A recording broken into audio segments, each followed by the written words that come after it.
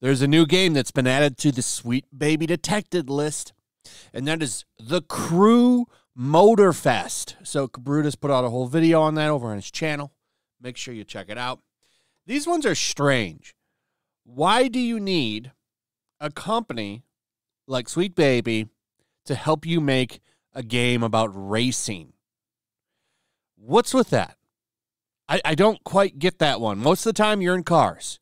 I don't even think you have an avatar character that gets out of the car in this game. Because I'm not sure. This one's a little bit different than like a straight-up racing game. This has some weird story about like running across the country or something. I'm not sure. But at its core, it's a racing game. And why the hell do you need DEI consultants to help you make a racing game? That's ridiculous. I don't get that one. This game is already out on console, but guess what? It rolls into Steam on April 1st, I think. So if you were thinking about picking the PC version of this game up, I would like you to be informed that you would be supporting a Sweet Baby project. So thank you, Brutus, for doing the work on that, and it's one to avoid. And I don't get why it had to come to this. Why did you need Sweet Baby to work on a racing game? So that's where we're at with that. Now, there's a bunch of stuff that happened over the past 2 days. Yesterday, especially with the whole lawsuit thing going on with that Park Place, there's been a response, and I want to get to that. But first, real quick, why, if you're a game studio, why would you hire somebody that hates gamers? I think that's a legitimate question. And people found some tweets from the Compulsion Games community manager. So this is the person that is supposed to represent your company to the community and talk to the people that play your games, purchase your games, support you, and you hire someone that hates them. I couldn't have found a way to describe the state of the industry so perfectly, but that's where we're at. Companies that hire people that hate you. So, community manager Katie Robinson claims that she hates gamers after previously claiming that white male gamers were a mistake. Now, this is her. She looks like a great time at a party, good, fun person to hang out with, full of joy and happiness. She responded to somebody and said these things right here. So let me pull these up. This is from Grum's, community manager at Compulsion Games, the studio that race swapped their MC after Sweet Baby involvement, says she hates gamers and says Asians are white adjacent. Here are the tweets right here in question. Hates gamers. And this is recent. This is from February 14th. This isn't from years ago, 10 years ago or something. No, this is from last month. So that's something pretty interesting. I don't really get the reasoning for hiring somebody that hates your community, but whatever. Good luck selling any more games to me, Compulsion Games. I will never give you $1. But here's the main story, and this is the big one. So a lot of intimidation is going around, especially with game company outlets. Like Niche Gamer got a threat, and we're going to get to that. But first, remember, Forspoken consultant Black Girl Gamers threatens legal action against that Park Place and claims they are committed to DEI. Now, here's what's funny about this. So people have been critical about this company. They're basically another Sweet Baby Inc. But what's funny about this is people are just weaponizing the name. So they're acting like Black Girl Gamers, which is a company. This isn't a brushstroke of people that are female, black, and play games. No, this is the name of the company. And when you talk about them, people are acting like they provide a space for these types of gamers to play. And that's not what they do. They consult companies. It's like, what's wrong with them giving a space for people to play games? That's not what they're doing. And number one, the game community is actually pretty open and welcoming. So it's just more, in my opinion, segregation.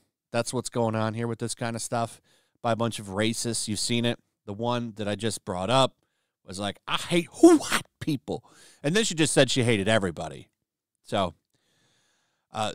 anyway, Black Girl Gamers got called out because they're doing illegal hiring practices. You're not allowed to discriminate if you're hiring people. It's against the law. And all anybody did was report on things they said. So if it actually goes to court, it'll be funny. But they apparently want to go there. This is from WDW Pro, the gentleman who owns that Park Place. It says, as our attorney Ron Coleman stated yesterday, John Trent received a cease and desist from Black Girl Gamers. That cease and desist goes further than anything that I have personally ever seen in chilling freedom of the press. The response starts Saturday with Valiant Renegade. So that's where they want to go. And that'll be funny if it goes there, because they'll lose. If you put something out there and put it on social media for everybody to see, or on your hiring practice, if you're hiring people and they're discriminating and you put that out there, I really don't see what they need to stop talking about. You're the ones that said it, and you're the ones that are breaking the law. So I find all of this interesting, how mad they are that got out there. They don't like this. And now they're trying to get attention, saying that they're going to do a lawsuit to get people to stop their intimidation, and I don't think it's going to work. I don't think that that's going to work out very well for you at all, BGG. So it looks like this is about to heat up. Man, this stuff is getting crazy.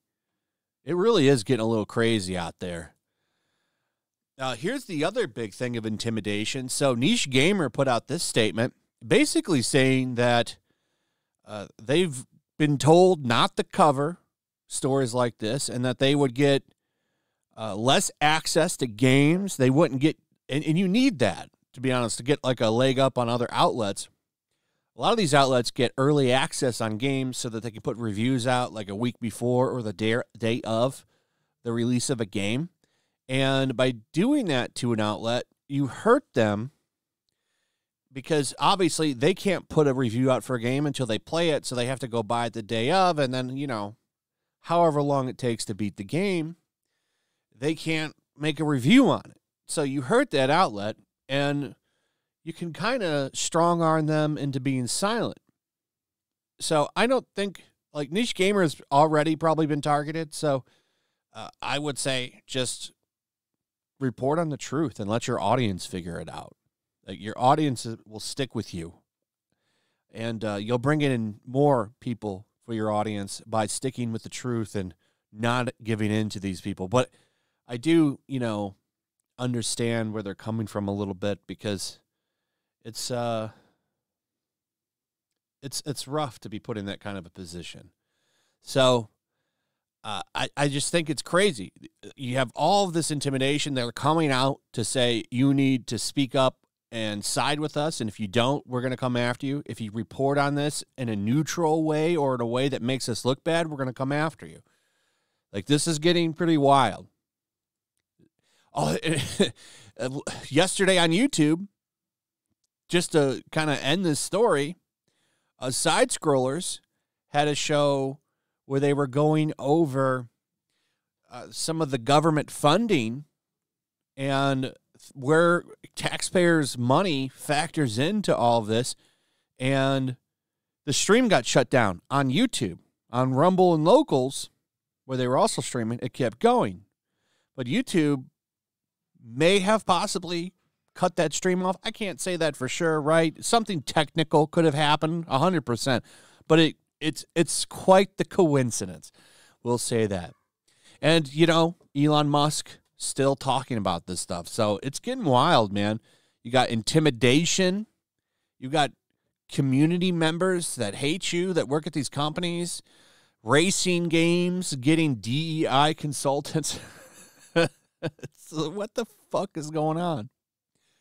Anyway, let me know what you guys think about all of this in the comments below. Also, if you would, please like, subscribe, share the video. Make sure you're still subscribed. Hit that notification bell. And I'll see you on the next one. Peace. Make sure to check out my locals. There's a link in the description. It's a fun community that I'm trying to build over here. If you don't want to support me on YouTube, you can come over here. None of that money goes to YouTube. You also can just come over here for free. But if you are a supporter over here, I do plan on doing an extra live stream once a month and throwing links to the supporters so you can actually come on and have a supporter live stream with me. Also, it's a good place to catch all of my content. You don't have to worry about notifications like YouTube. They'll definitely work over here. So come check out my locals.